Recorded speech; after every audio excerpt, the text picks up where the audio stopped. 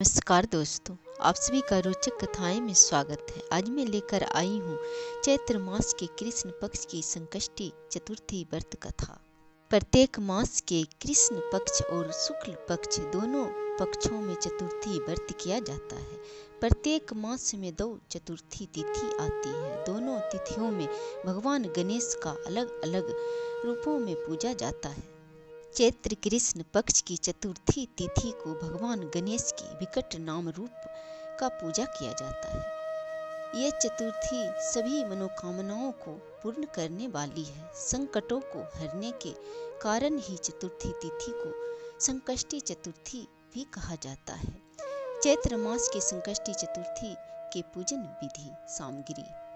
सामग्री में धूप, दीप, नैवेद्य, सुगंधित पुष्प, माला, लाल वस्त्र, नारियल, अक्षत, चावल, कलश, चंदन, इत्र, पाट या चौकी, कपूर, दुर्वा, पंचमेवा, पान, सुपारी, लौंग, हवन सामग्री, बिजौरी, नींबू, गुड़, बतासा, गंगाजल।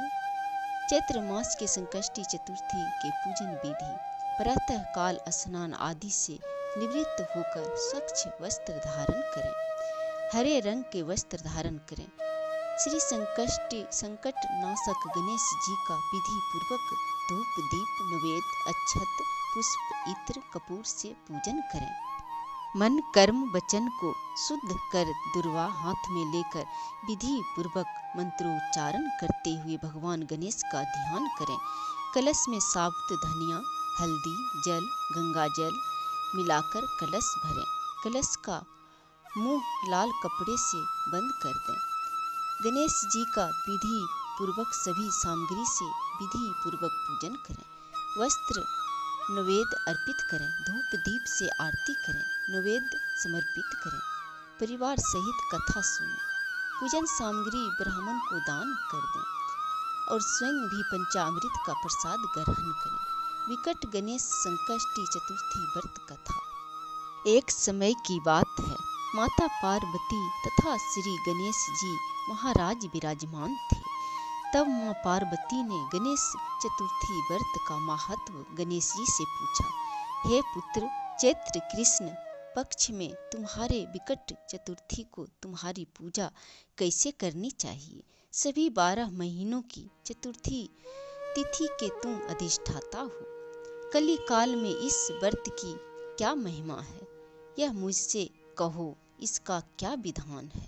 तब गणेश जी ने कहा कि हे सभी के मन की बात को जानने वाली माता, आप अंतर्यामी हैं, आप सर्वज्ञता हैं, परंतु मैं आपके आदेश से इस व्रत की महिमा को बतलाता हूँ। चैत्र कृष्ण पक्ष चतुर्थी के दिन विकट नामक गणेश की पूजा करनी चाहिए। इस दिन निर्जन व्रत रखकर रात्रि में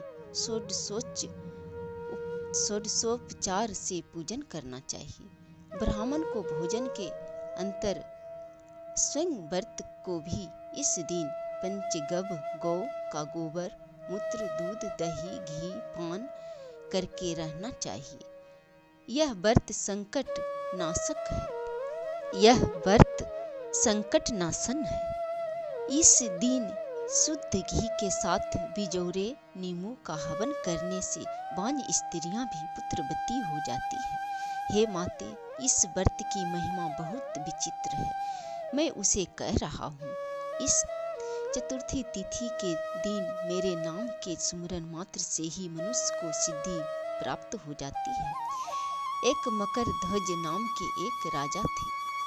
वह राजा मकरध्वज बहुत ही धार्मिक प्रवृत्ति के थे। उनके शासन काल में प्रजा सुखी पूर्वक जीवन यातना और व्यतीत करते थे।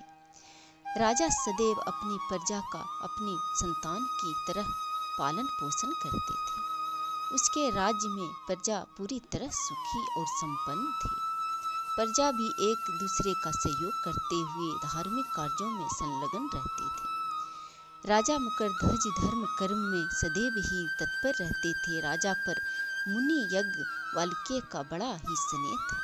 उनके ही आशीर्वाद से राजा को एक पुत्र की प्राप्ति हुई। राज्य के अधिकतर कार्यभार उनका एक विश्वास पात्र मंत्री चलाता था। मंत्री का नाम धर्मपाल था। धर्मपाल के 5 पुत्र थे।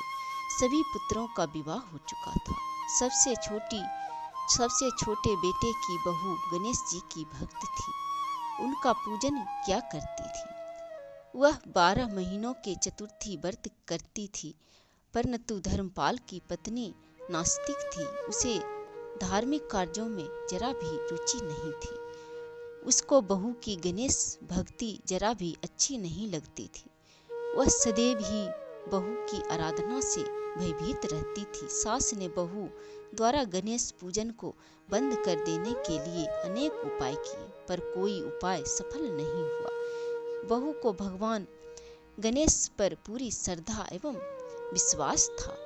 वह विश्वास के साथ उनकी पूजा करती थी। गणेश जी भगवान बड़े विचित्र थे।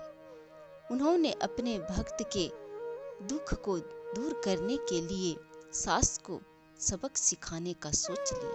गणेश जी भगवान ने सोचा कि यदि मैंने इसका कष्ट दूर नहीं किया तो इस संसार में मुझे कौन पूजेगा। गणेश जी ने भगवान ने अपनी लीला से राजा के पुत्र को गायब कर दिया। फिर क्या था, सारी नगरी में हाहाकार मच गया। राजा के बेटे को गायब करने का संदेह सास पर गया और सभी को संदेह हो गया। सास व्याकुल होकर विलाप करने लगी। तब बहू ने सास से विनती की। बहू ने कहा, माँ जी, आप सभी का क्षण में संकट हरने वाले विघ्न हर्ता गणेश जी का पूजन कीजिए। वे विघ्न विनाशक हैं, आपका दुख दूर करेंगे। अपने भक्तों पर सदैव ही अपनी कृपा बनाए रखते हैं। सास के पास इस संकट से उबरने का और कोई रास्ता नहीं था। परिवारजनों ने भी सास से दूरी बना ली थी। इसलिए सास ने बहू के साथ गणेश पूजन किया। विघ्न हर्ता गणपति ने प्रसन्न होकर राज के पुत्र को प्रकट किया।